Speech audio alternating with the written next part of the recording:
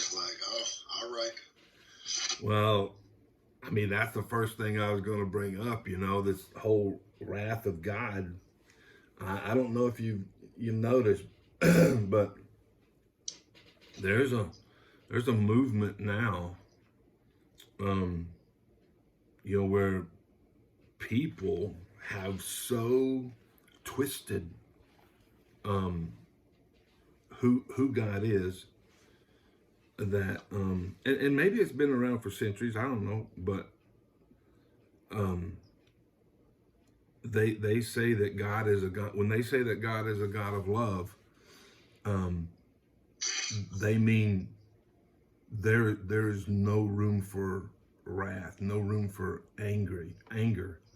Um, he is not a cosmic bully. Um, he loves us. So what they've done is put such a heavy emphasis on his love that they have or tried to. They can't because it's just not true. But they're trying to, and I guess they've succeeded in their mind, squelch out, just squash the wrath of God. Right. He's not wrathful. He's loving. Right now, David, you got to get this in your head, man, because this is the truth. When they say he is not wrathful, he is loving. What they're saying is he condones my lifestyle. He condones, and this is coming from the woke, progressive,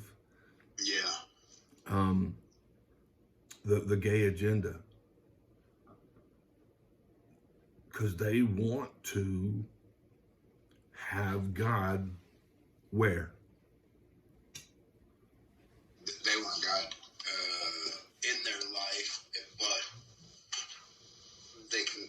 Is that what you're saying? But they can still do. Yeah. They want God on their side. On their side, yeah. Like what you just said. I got God in my life. I love God. He loves me. Right? Well, who is that all about? That's all about them.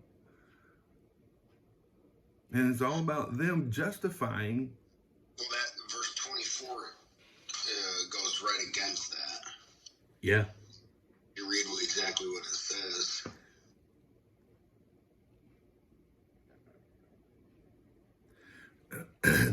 This is where we are in American Western culture, because they have so diminished is not a strong enough word, but because they have so ignored the holiness of God and lifted themselves up as the final arbiter and authority. My will is I am the authority for my life. That's what they're saying. And the point is, they've gone so far. Right? I mean, God is patient. God is kind. He's not willing that any would perish. Right? That's why he hasn't returned. That's theology 101. You go to Bible college and seminary. This is the thing that they're going to say. He has not returned yet because he is patient. He's not willing that any would perish. He wants all to come to him in repentance. But because they have for so long rewritten their own conscience and denied their conscience, that's what Romans 1 says. Verse 24 you just mentioned. Therefore, God has given them over to the sinful desires of their hearts, to sexual impurity, for the degrading of their own bodies with one another. They exchanged, right? They put themselves on the throne. They made themselves out to be the authority.